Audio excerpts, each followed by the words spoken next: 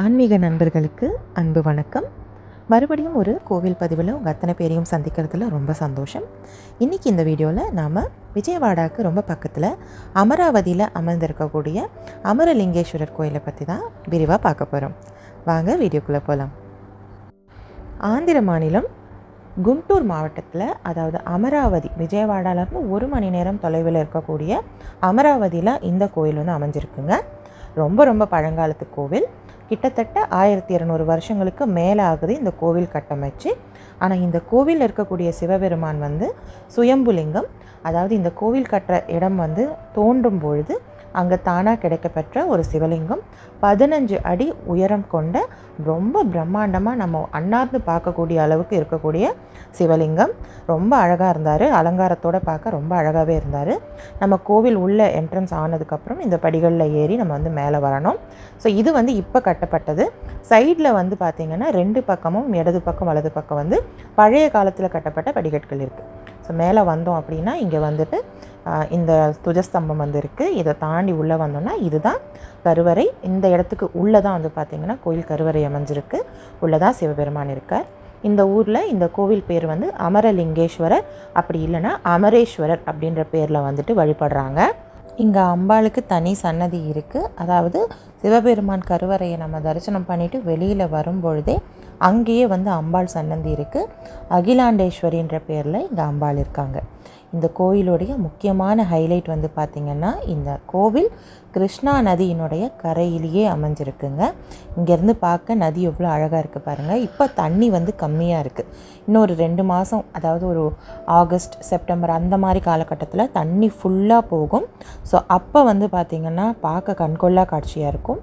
So இதை வந்து ரொம்ப அழகாக இங்கே நின்று ரசிச்சுட்டு நம்ம வந்து சுவாமி தரிசனம் எல்லாம் பண்ணிவிட்டு மேல் அந்த முதல் தளத்தில் இருந்து கீழே இறங்கி வந்துடலாம். கோவில் வந்து பார்த்திங்கன்னா கீழேயும் வந்துட்டு உள்பிரகாரத்தில் நிறைய சன்னதிகள் இருக்குது. மேலே வந்து சிவபெருமானுக்கும் தாயாருக்கும் கூடவே வந்து ஒரு விஷ்ணு சன்னதியும் மட்டும்தான் அமைஞ்சிருக்கு.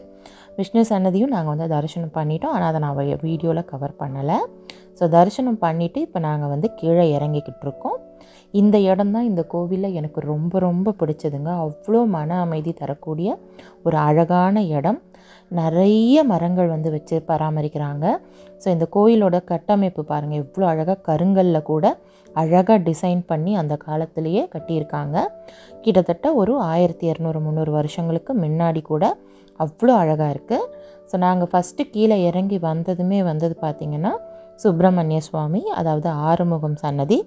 இந்த ஊரில் வந்து பார்த்திங்கன்னா வித்தியாசமாக தான் இருக்குங்க. அதாவது சிலை வடிவமைப்பு எல்லாமே வந்துட்டு ரொம்ப வித்தியாசமாக இருக்குது. நமக்கு வந்து கோயில் கட்டமைப்பு வேணும்னா தமிழ்நாடோட ஒத்து போகுது. ஆனால் கண்டிப்பாக சிலைகள் எல்லாமே கொஞ்சம் வித்தியாசமாக தான் இருக்குது. ஸோ கோவிலோட ஓவரால் வியூ வந்து, அதாவது முதல் தளத்தோட ஓவரால் வியூ நான் இப்போ காமிக்கிறேன். ரொம்ப அழகாக இருக்குது. என் பொண்ணு ரொம்ப ரசித்து பார்த்துட்டு இருந்தாங்க எல்லாத்தையுமே. ஸோ இந்த இடம் வந்து பார்த்திங்கன்னா சிவபெருமானுடைய கருவறைக்கு பின்பக்கம். ஸோ இங்கேருந்து நம்ம சுற்றி தான் வந்துட்டு உள்ள தரிசனத்துக்காக போகணும். ஸோ இதுக்கு அப்புறமா வந்து கீழே பாருங்கள், கீழ்த்தலங்களில் மரங்கள் இருக்குதுன்னு சொன்னேன் இல்லையா? ஸோ அந்த இடத்துக்கு நம்ம வந்தாச்சு. கோயிலில் வந்து 2 பெரிய மரங்கள் இருக்குது. ஒன்று வந்து நெல்லி மரம், இன்னொன்று வந்து அத்தி மரங்க. இங்கே வந்து நெல்லி மரம் தான் வந்து ஸ்தல விருட்சமாக இருக்குது. ரொம்ப அழகாக இருந்தது. கொத்தாக நிறைய காய்கள் காய்ச்சிருந்தது. நெல்லியும் சரி அத்தியும் சரி. நாங்கள் ஒரே ஒரு அத்திப்பழம் மட்டும் எடுத்துக்கிட்டோம். அதை வந்து பிரசாதம்னு நினச்சிக்கலாம். ஸோ இங்கே வந்து பார்த்திங்கன்னா இங்கே இந்த கோயிலுடைய டீட்டெயில்ஸ் எல்லாம் இருக்குது. எல்லாமே தெலுங்கில் தான் இருக்குது போர்ட்ஸ் மேக்ஸிமம். எனக்குமே வந்து தெலுங்கு படிக்க தெரியாது. ஹஸ்பண்ட் தான் வந்து படித்து டீட்டெயில்ஸ் சொல்லுவாங்க. கோவில் பழங்காலத்து கோவிலாக இருந்தாலும் கட்டமைப்பு எவ்வளோ அழகாக இருக்கோ அதை அப்படியே வந்து இன்றைக்கும் பராமரிக்கிறாங்க. அதுக்கு கண்டிப்பாக வந்து கோயில் நிர்வாகத்தை நம்ம பாராட்டி தான் ஆகணும். ஸோ நம்ம வந்துட்டு ஆல்மோஸ்ட் எல்லா சுவாமியும் தரிசனம் பண்ணிட்டோம். கடைசியாக வந்து ஆஞ்சநேயரையும் வந்து தரிசனம் பண்ணியாச்சு.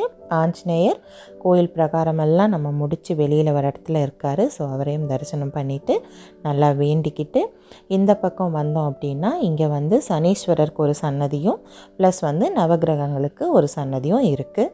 ஸோ அங்கேயும் வந்து நம்ம வந்து சாமி கும்பிட்டாச்சு. ஆல்மோஸ்ட் வந்து பார்த்திங்கன்னா கோயில் அழகான ஒரு வடிவமைப்பு இங்கே பார்க்கும்போதே உங்களுக்கு தெரியும். அது மட்டும் இல்லாமல் இங்கே பார்த்திங்கன்னா அந்த கோலம்லாம் போட்டு கண்ணுக்கு குளிர்ச்சியாக பெயிண்டிங், அந்த அழகாக வந்து நிழலில் வந்து உட்காரத்துக்கு ஏற்ற மாதிரி மரங்கள், செடி கொடி, பார்க்குன்ட்டு ரொம்ப அழகாக வந்து செட்டப் வச்சுருக்காங்க. சனீஸ்வரருக்கு தனி கோயில் சன்னதி நான் இங்கே தான் பார்த்தேன் ரொம்ப நாளைக்கு அப்புறம்.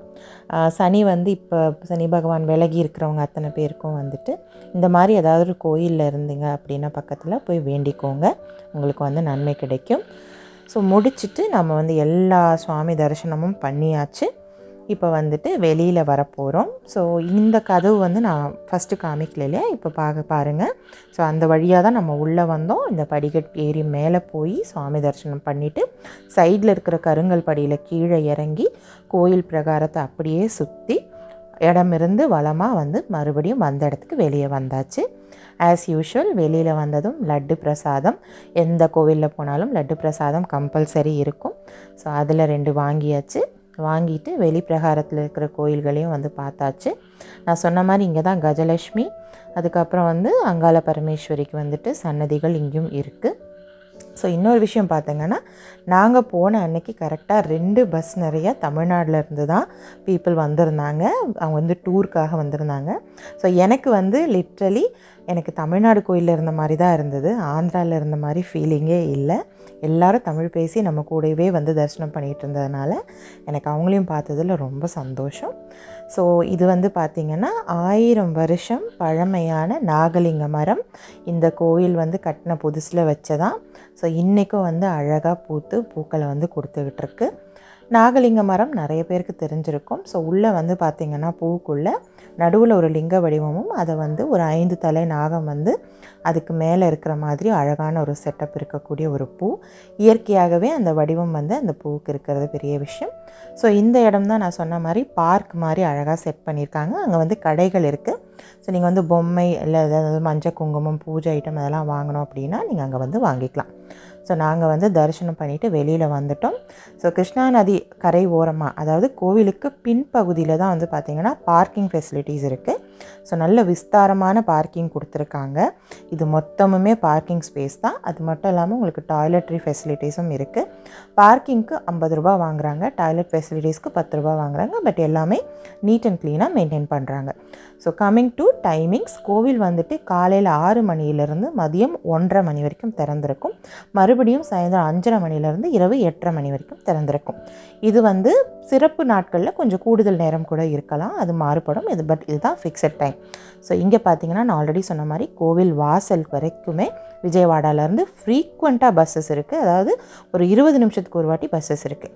ஸோ எதிரில் நீங்கள் பார்க்குறதா வந்து பார்த்திங்கன்னா கோவிலுடைய தேர், ரொம்ப பிரம்மாண்டமான தேர். அது முடிஞ்சால் நான் இன்னொரு வீடியோவில் கவர் பண்ணுறேன். ஸோ இந்த வீடியோ உங்களுக்கு பிடிச்சிருக்கோன்னு நம்புகிறேன். பிடிச்சிருந்ததுன்னா மறக்காமல் உங்கள் அன்பை ஒரு லைக் போட்டு சொல்லிவிடுங்க. அதே மாதிரி தொடர்ந்து இந்த மாதிரி வீடியோஸுக்கு நம்ம சேனலை சப்ஸ்கிரைப் பண்ணி ஃபாலோ பண்ணுங்கள்.